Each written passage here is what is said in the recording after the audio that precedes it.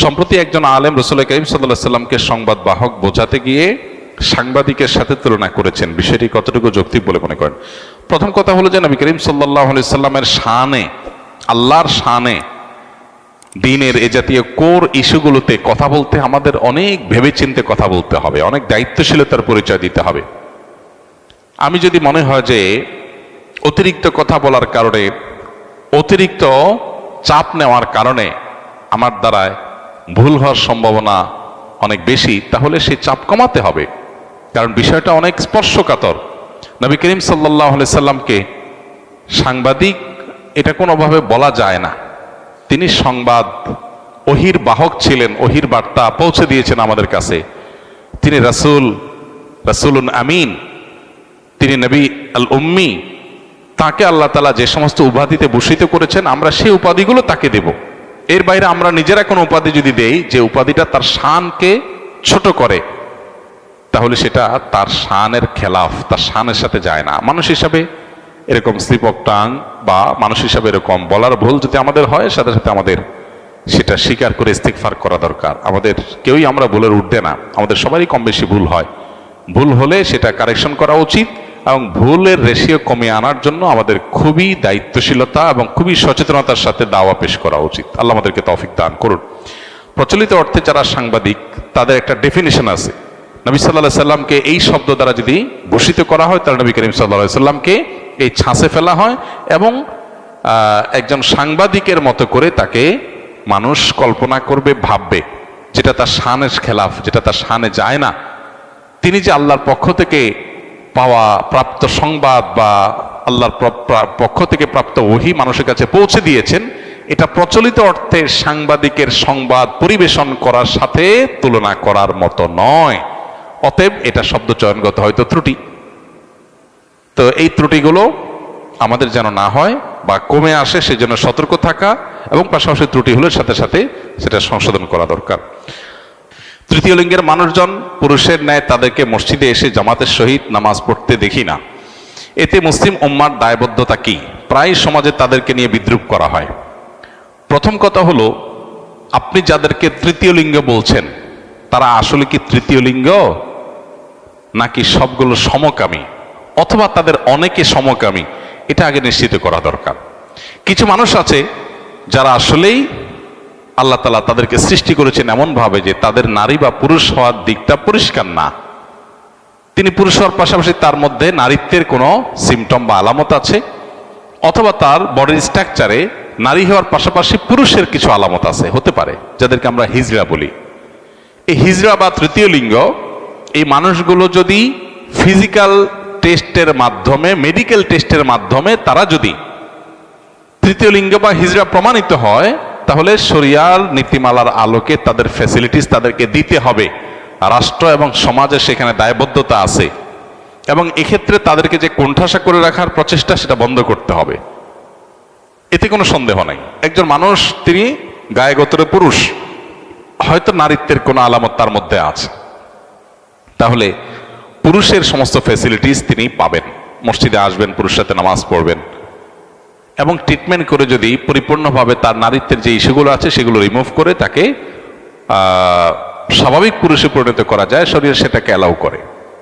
কিন্তু প্রশ্ন হলো, আমাদের সমাজে যাদেরকে আমরা হিজড়া বা তৃতীয় লিঙ্গে বলছি, এদের উল্লেখযোগ্য সংখ্যক মানুষ মূলত হিজড়া বা তৃতীয় লিঙ্গের ভান করেছে। মূলত তাদের মধ্যে অনেক সমকামীরা লুকিয়ে আছে, যেটা আমাদের প্রচলিত আইনে দণ্ডনীয় অপরাধ। হিজড়া সাজলে সেটা সহজ হয়। এর আগে আপনারা পত্রপত্রিকা দেখেছেন, বিভিন্নভাবে উদ্যোগ নেওয়া হয়েছে তাদেরকে চাকরি দেওয়ার জন্য। পরবর্তীতে যখন মেডিকেল টেস্ট করা হলো, দেখা গেল একটাও হিজড়া না। এরকম অনেকগুলো ঘটনা ঘটেছে এবং পত্রপত্রিকা এসেছে। আমি সবাইকে বলছি না, অনেকেই আছেন যারা হিজড়া, কিন্তু অনেককে ধরে ধরে হিজড়া বানানো হচ্ছে, অনেকে হিজড়া সাজতেছে। মেয়েদের মধ্যে ঢুকার জন্য হিজড়া সাজতেছে পুরুষ হয়ে, আবার ছেলে হয়ে মেয়েদের মধ্যে ঢুকার জন্য তিনি মহিলা হিজড়া, মহিলা টাইপের হিজড়া সাজতেছেন। তো এই জিনিসগুলো নতুন না, এই জিনিসগুলো অনেক পুরাতন।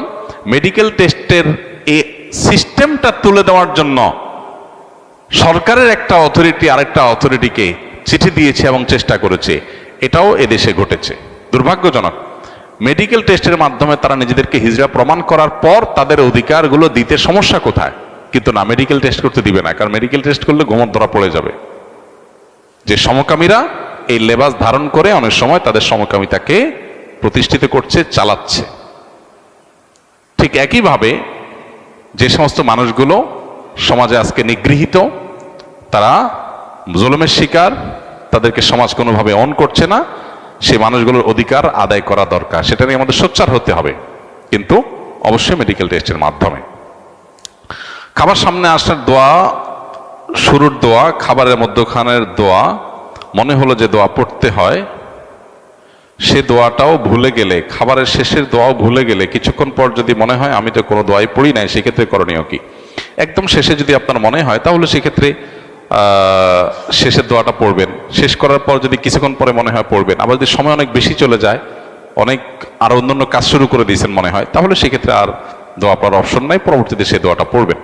পাকিস্তানের এক ব্যক্তি বোবা মানুষদের মুখে হাতে আঙ্গুল প্রবেশ করিয়ে তেলাওয়াত করলে বোবা মানুষ কথা বলতে শুরু করে। ইসলামে এই ধরনের চিকিৎসার সত্যতা কেমন জানতে চাই। এটা তো পাকিস্তানের নাম, যতটুকু জানি এটা এক আরাবিয়ান। যাই হোক, এক আরাবিয়ানের ভিডিও দেখেছি, পাকিস্তানের এরকম কেউ থাকতে পারে, আমি জানি না। প্রথম কথা হলো যে আল্লাহর কালাম দ্বারায় চিকিৎসা গ্রহণ করার নির্দেশনা আল্লাহ কোরআনে দিয়েছেন। আল্লাহ কোরআনকে শিফা বলেছেন, আরোগ্য লাভের কারণ বলেছেন। অতএব কোরআনকে শিফা হিসাবে আমরা গ্রহণ করতে পারি, এটা মৌলিকভাবে শরিয়া স্বীকৃত।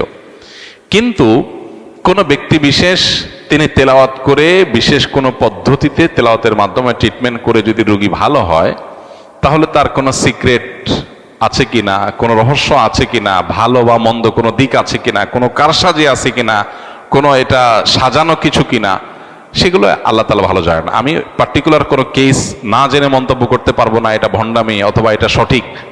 এ সম্পর্কে বিস্তারিত কারোর জানা থাকলে তিনি মন্তব্য করতে পারবেন যে এরকম কোনো কিছু হয় কিনা। কোরআনে কারীমের আয়াত তেলাওয়াত করে ট্রিটমেন্ট গ্রহণ করা এটা ঠিক আছে। এখন কেউ কি আসলে ট্রিটমেন্ট করছেন, সেটা কি আসলে প্রপার ট্রিটমেন্ট হচ্ছে, নাকি সেটার পেছনের ভিন্ন কোনো কাহিনী আছে, সেটা একমাত্র আল্লাহ তাআলা ভালো জানেন, এবং যারা ঘটনা জানেন তারা বলতে পারবেন। আমি যেহেতু পার্টিকুলার ইস্যু সম্পর্কে জানি না, এই জন্য বিষয়ে আমি ভালো বা মন্দ মন্তব্য করছি না। আমার ছেলে দীর্ঘদিন থেকে নেশায় আসক্ত, সিগারেট ও গাঁজা সেবন করে, বহু চেষ্টা করেও তাকে নেশা থেকে ফিরিয়ে আনা সম্ভব হচ্ছে না। তাই কি করলে তাকে নেশা থেকে ফিরিয়ে আনা সম্ভব হবে, অনুগ্রহ করে পরামর্শ দিলে উপকৃত হব। কোরআনে আমল জানাবেন। প্রথম কথা হলো যে সন্তানকে লালন পালন করেছেন উল্টাপাল্টা পদ্ধতিতে, শরিয়াতের যে তরবিয়া, ইসলামী যে তরবিয়া লালন পালন পদ্ধতি, সেটাকে মেনটেন করেন নাই। এখন সন্তান হয়তো খারাপ মানুষে পালায় পড়ে, খারাপ পরিবেশে পড়ে সে নষ্ট হয়ে গেছে। তো এখন শুধুমাত্র দোয়া দরুদ পড়বেন আর সন্তান ঠিক হয়ে যাবে, ব্যাপারটা সেরকম না। এখন প্রথমত নিজের এই যে কৃতকর্ম সন্তানকে বিপদগামিতার পথে ঠেলে দিয়েছেন, যেন তওবা করবেন। দ্বিতীয়ত সন্তানের ইসলাহ এবং সংশোধনের জন্য সন্তানকে বিভিন্নভাবে বোঝাবেন, তার মধ্যে দাওয়াতি কাজ করবেন, পাশাপাশি আল্লাহর কাছে চোখের পানি ফেলে দোয়া করবেন। ইনশাআল্লাহ ত্রিমুখী প্রচেষ্টার মাধ্যমে সন্তানের সংশোধনই সম্ভব। এক্ষেত্রে দোয়ার ক্ষেত্রে আমি বলবো, আপনি দোয়া কবুলের যে সময়গুলো আছে, শুক্রবার আসরের পরের সময়, 5 ওয়াক্ত নামাজের পরের দৈনিক, এবং ভোর রাতে তাহাজ্জুদের সময়, এগুলো দোয়া কবুলের সময়। আরো দোয়া কবুলের বহু সময় আছে। এই সময়গুলোতে সন্তানের নাম ধরে আল্লাহর কাছে চোখের পানি ফেলে দোয়া করেন। আল্লাহ তাআলা হেদায়েতের মালিক, অসম্ভবকে সম্ভব করার মালিক। পাশাপাশি সন্তানকে সুপথে ফিরে আনার জন্য তাকে তার মতো করে দাওয়া নিবেদন করা, তাকে মোটিভেশন দেওয়া, তার মধ্যে দাওয়াতি কাজ চালানো এবং তাকে ভালো পরিবেশ দেওয়া, এগুলো আমাদের চালাতে হবে ইনশাআল্লাহ বিদিনিল্লাহ। এর মাধ্যমে হয়তো আপনার সন্তানকে আল্লাহ তাআলা সুপথে ফিরে আনবেন। জাযাকুমুল্লাহ খাইর।